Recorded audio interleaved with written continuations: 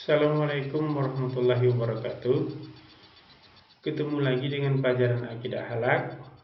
Minggu kemarin kita belajar masalah sifat mustahil bagi Allah dan sifat jaiz bagi Allah. Nah, anak-anak masih ingat minggu kemarin sifat jaiz bagi Allah itu apa? Fi kulli mumkinin au tarkuhu. Nah, baiklah. Hari ini kita lanjutkan pelajaran kita di bab 3. Untuk itu marilah kita simak bab 3. Bab 3, akhlak terpuji dalam kehidupan. A. Taubat. 1. Pengertian taubat. Taubat secara bahasa berarti kembali.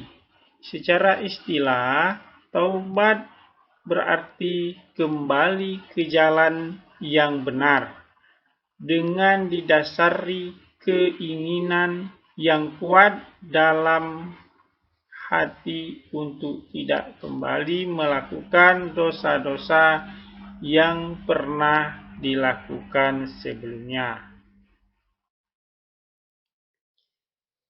Sebagai manusia biasa, bukanlah malaikat ataupun nabi yang memiliki sifat ma'zum, terjaga dari perbuatan dosa, secara langsung atau tidak langsung, sengaja atau tidak sengaja, kerap kali akan bersinggungan dengan yang namanya kesalahan atau dosa.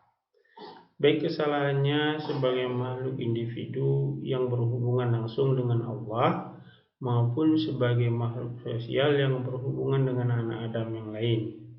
Untungnya sebagai seorang muslim diberi jalan selebar-lebarnya oleh Allah untuk memperbaiki kesalahan itu melalui sebuah pintu yang disebut dengan taubat. Dalam sebuah hadis disebutkan, artinya dari Anas dia berkata, Rasulullah SAW bersabda, semua Bani Adam pernah melakukan kesalahan, dan sebaik-baik orang yang salah adalah yang segera bertobat. Hadis riwayat Ibnu Majah dari Anas. Karenanya Allah memerintahkan untuk bertobat kepada semua umat manusia yang telah dilakukan dosa. Allah berfirman, artinya wahai orang-orang yang beriman, bertobatlah kepada Allah dengan tobat yang semurni-murninya. Mudah-mudahan Tuhan kamu akan menghapus kesalahan-kesalahanmu dan memasukkan kamu ke dalam surga yang mengalir di bawahnya sungai-sungai. Pada hari ketika Allah tidak mengecewakan Nabi dan orang-orang yang beriman bersama dengannya, sedang cahaya mereka memancar di hadapan dan di sebelah kanan mereka, sambil mereka berkata, ya Tuhan kami, sempurnakanlah untuk kami cahaya kami dan ampunilah kami. Sungguh Engkau Maha Kuasa atas segala sesuatu. At-Tahrim ayat 8. Allah Zat yang Maha menerima taubat. Jika taubat betul-betul dilakukan dengan taubat nasuha, yaitu taubat yang jujur, yang disertai dengan tekad yang kuat, hal ini Allah Subhanahu wa Ta'ala memproklamirkan dalam surat An-Nazr ayat 3, yang artinya, maka bertasbihlah dengan memuji Tuhanmu dan mohonlah ampun kepadanya. Sesungguhnya Dia adalah Maha Penerima Taubat. An-Nazr ayat 3. Tidak ada satu dosa pun yang tidak diampuni oleh Allah kecuali syirik atau mempersekutukannya. Sebagaimana firman-Nya yang artinya, sesungguhnya Allah tidak akan mengampuni dosa karena mempersekutukannya, yaitu syirik. Yang tidak diampuni apa dosa yang selain syirik itu bagi siapa yang Dia kehendaki.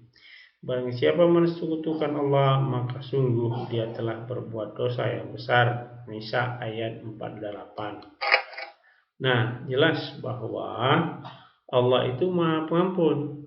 Maka sudah seharusnya lah kita menyegerakan diri untuk bertobat kepadanya dari segala dosa.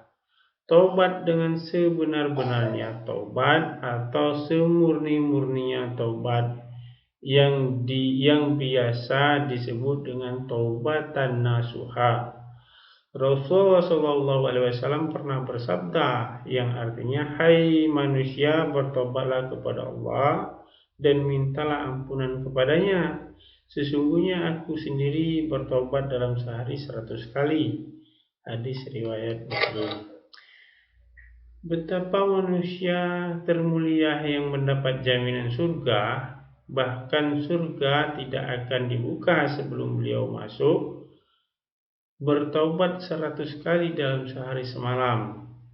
Lantas bagaimana dengan kita, manusia biasa yang tidak pernah luput melakukan dosa dalam keseharian kita? Berapa kalikah kita bertobat sehari semalam? Atau minimal berapa kalikah kita beristighfar dalam sehari semalam? 2. Jenis dan syarat taubat. Di atas telah dijelaskan bahwa manusia adalah makhluk individu dan juga makhluk sosial. Artinya, dia tidak dapat terlepas dari berbuat salah yang berhubungan dengan Tuhan dan berbuat salah yang berhubungan dengan sesama manusia. Karenanya, jenis dan syarat tobat dibagi menjadi 2, yaitu yang pertama, taubat yang menyangkut dosa terhadap Allah. Imam Nawawi mengatakan bahwa ada 3 syarat dalam melaksanakan taubat yang wajib dilakukan oleh setiap muslim atas dosa yang dilakukan apabila maksiat itu diantara manusia dengan Allah dan tidak berhubungan dengan hak sesama manusia. Maka ada 3 syarat. 1. Meninggalkan perilaku dosa itu sendiri. 2. Menyesali perbuatan maksiat yang telah dilakukan. 3. Berniat tidak melakukannya lagi selamanya. Apabila tidak terpenuhi ketiga syarat di atas, maka tidak sah taubatnya. Yang kedua, taubat menyangkut dosa terhadap sesama manusia. Sedangkan jika dosa itu berhubungan dengan hak anak Adam atau sesama manusia, maka lebih lanjut Imam Nawawi menyebutkan ada 4 syarat, yaitu 1. Meninggalkan perilaku dosa itu sendiri. 2. Menyesali perbuatan maksiat yang telah dilakukan. 3. Berniat tidak melakukannya lagi selamanya. 4. Membebaskan diri dari hak manusia yang dizolimi dengan cara sebagai berikut. A. Apabila menyangkut harta dengan cara mengembalikan harta tersebut. B. Apabila menyangkut non-materi seperti pernah memfitnah, menggunjingnya, dan lain-lain, maka hendaknya meminta maaf kepada yang bersangkutan. Taubat dari segala kesalahan tidaklah membuat seorang terhina di hadapan Tuhannya. Hal itu justru akan menambah kecintaan dan kedekatan seorang hamba dengan Tuhannya, karena sesungguhnya Allah sangat mencintai orang-orang yang bertaubat dan mensucikan diri.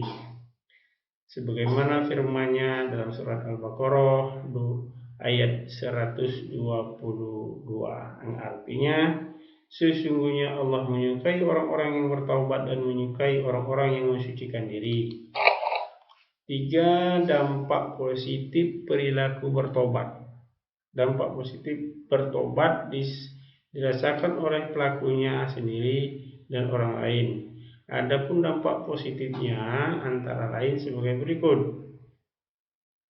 A. Bagi pelakunya sendiri, 1. Memperoleh semangat dan gairah hidup baru karena Allah berkenan menerima tobatnya. jika tobatnya dilakukan dengan sungguh-sungguh. 2. Dapat memperoleh kembali jalan yang benar setelah menempuh jalan yang sesat. 3. Memperoleh simpati masyarakat lagi. 4. Pelaku membiasakan diri bertobat. Pelaku membiasakan diri bertobat antara lain dengan sikap berikut ini. Tidak memandang remeh terhadap perbuatan dosa, sekecil apapun. B. Berusaha menutup perbuatan dosanya dengan perbuatan baik sesuai kemampuan yang dimiliki. C. Merasa tidak senang apabila melihat orang lain berbuat dosa. D. Memperbanyak bergaul dengan orang-orang yang soleh. E. Bersikap hati-hati dalam bergaul. Kelima, perbuatan di atas akan menuntut manusia serta menjadikannya pribadi yang lebih baik dan menghindari perbuatan yang merugikan dari diri sendiri dan orang lain. Nah, demikianlah. Terima kasih. Nah, demikian pelajaran kita hari ini, anak-anak. Ingat, sabar dan tetap semangat. Assalamualaikum warahmatullahi wabarakatuh.